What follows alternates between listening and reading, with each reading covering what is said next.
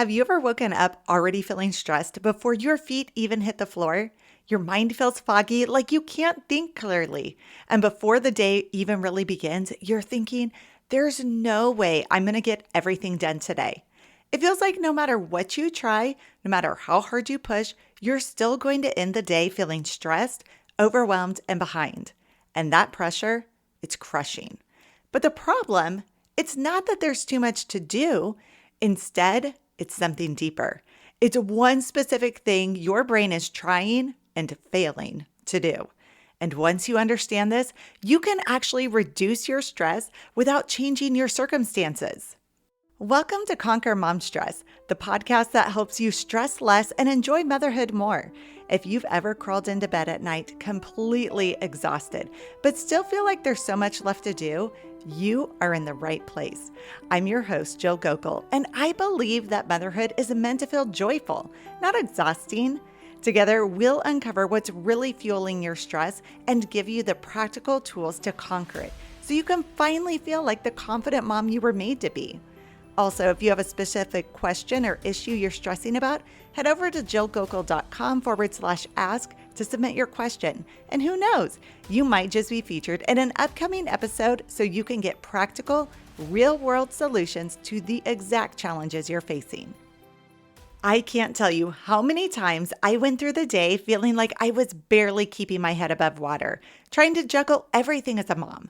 The house, the kids, the schedule, the emotions. I felt like I was constantly dropping the ball, wondering, how do I get everything done when life feels this out of balance? I couldn't understand where I was going wrong. I was doing everything I possibly could to keep things running smoothly, but I was met with chaos at every turn. One kid would get upset about something that made no sense. Another refused to cooperate. We were constantly running late and everything felt chaotic. I remember thinking, why does it feel like I'm trying so hard and still failing as a mom?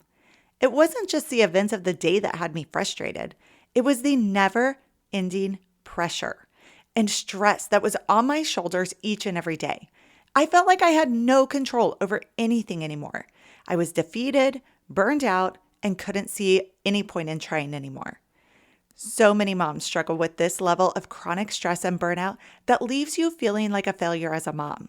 The pressure to do everything right and be on top of everything all the time, it's draining, especially when so many aspects of motherhood are pure chaos. Things you can't plan for or feel like you can't say no to, even when you're already stretched too thin. But listen to this.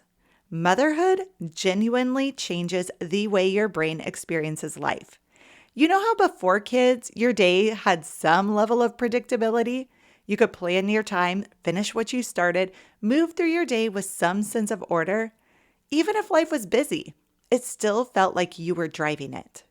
Have you ever read articles talking about the top habits of successful people? When these authors dive into how successful people structure their day, I'm always like, hello, you apparently don't have kids to take care of. There is no way to fit that morning routine in before getting kids off to school, unless you're waking up at 3 a.m. And God forbid you have kids at home with you during the day. It's impossible to time block 3 hours to work uninterrupted. Because when motherhood happens, it suddenly feels like you're in the passenger seat of your own life. You're at the whim to the needs, desires, and demands of your kids. The best laid plans can go awry when a toddler wakes up cranky or your teenager is on a hormone rampage. You can try to put limits on your extracurricular activities, but in today's day and age, being part of a team or group activity means you've got multiple practices and games every week. If you have more than one kid involved in things, your life revolves around their schedule. Helping with homework at night, providing for your kids with meals, clean clothes, picking up after them. What part of this sounds like the dream day you had planned? As a mom, you are no longer the driver or navigator of your life. And this right here is the primary reason for your chronic stress. Your brain is wired to need control. There's a part of your brain called the prefrontal cortex. This is your control center. It helps you plan, organize, regulate emotions, feel stable and grounded. And here's the key. This part of your brain thrives when it feels in control. But motherhood, it disrupts control at every level. Think about your daily life as a mom. You can plan the perfect day and a meltdown derails it. You can do everything right and your child is still upset.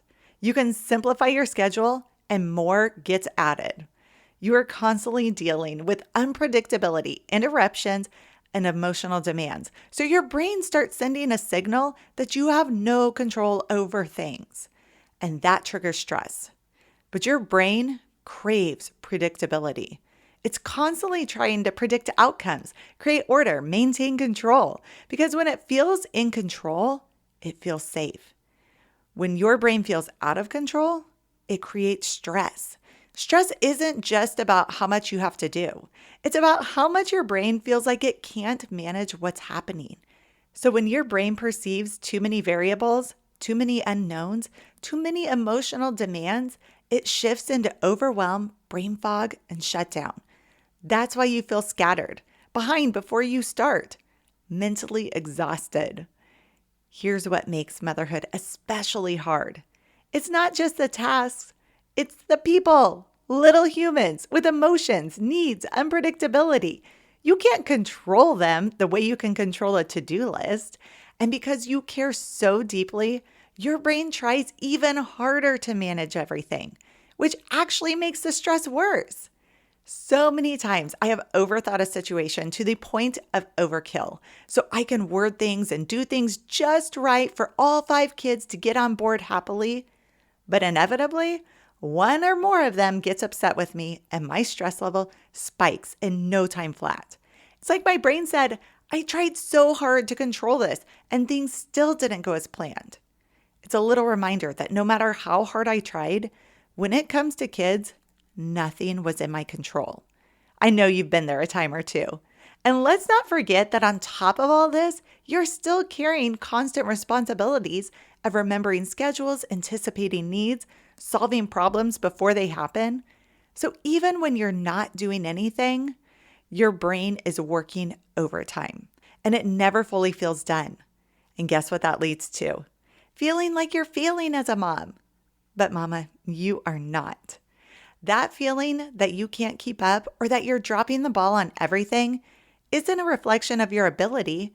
It's a reflection of your brain being in an environment where control is limited and unpredictability is constant. But stress isn't about the situation.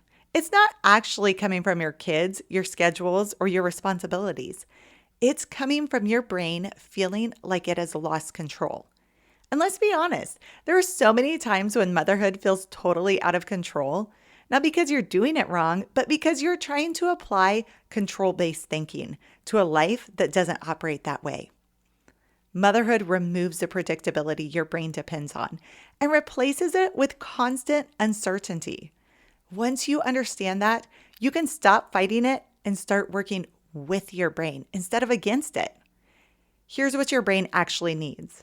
Instead of trying to control everything, learn how to give your brain the perception that it's controlling something.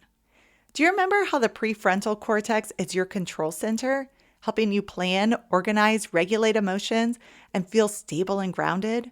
It's the part of your brain that helps you thrive, not just survive. Well, that part of your brain feels calm when it believes it's in control. Did you catch that? You don't actually have to be in control of anything. You simply need to help your brain feel like it has some semblance of control in some area of your life. That's what brings the calm back. That's what gives you stress relief in motherhood, even without changing anything in your circumstances. Think of this example. 2 moms, same situation. Toddler meltdown in the store. Mom number 1 feels out of control. Stress spikes, she reacts emotionally, yelling, screaming, making a scene. Mom number 2 feels grounded. Her brain feels in control. She's able to stay calm, connect with her child, and help them work through the meltdown. Same situation, different internal experience. 2 Timothy chapter 1, verse 7 says, God did not give us a spirit of fear, but of power, love, and self-control. Think about the fear you feel when you can't control things. The questions of what did I do wrong? What can I do to fix this? How can I keep up? Fear is that internal state of overwhelm, anxiety, pressure, and feeling like everything is too much. But God did not give you that spirit of fear. He gave you the spirit of power, love, and self-control, the ability to regulate yourself, choose your response, and create internal steadiness. Remember, this verse isn't saying that your circumstances will be under control. It's saying your spirit doesn't have to be controlled by them. This verse is pointing to a completely different kind of control than what your brain is chasing. Naturally, your brain is looking for external control, to have predictable days, manageable tasks, and for things to go according to plan. But motherhood doesn't offer that consistently. So your brain starts to panic a little. Fear steps in and stress is the result. This verse, it's letting you know that you're looking for control in the wrong place.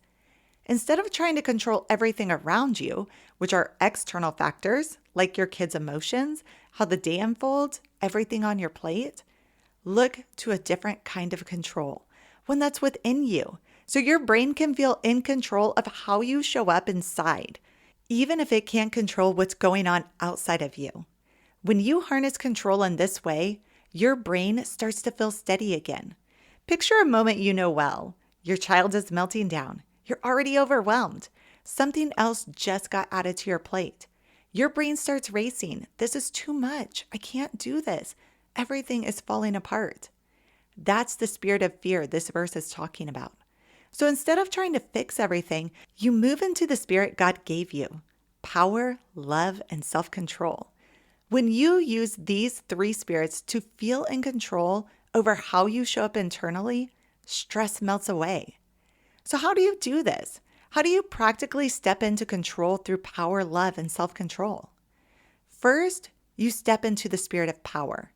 This is where you choose your next move. Power is not about controlling the situation. It's about reminding your brain you are not stuck and you get to choose what happens next. In the moment, pause for 3 seconds, then ask yourself, what is one thing I can do right now? This is the moment you are stepping in control using the spirit God gave you of power. Rather than being out of control and having a knee-jerk reaction, you have the power to control what you do next. Pause, think, act. This gives your brain a point of control.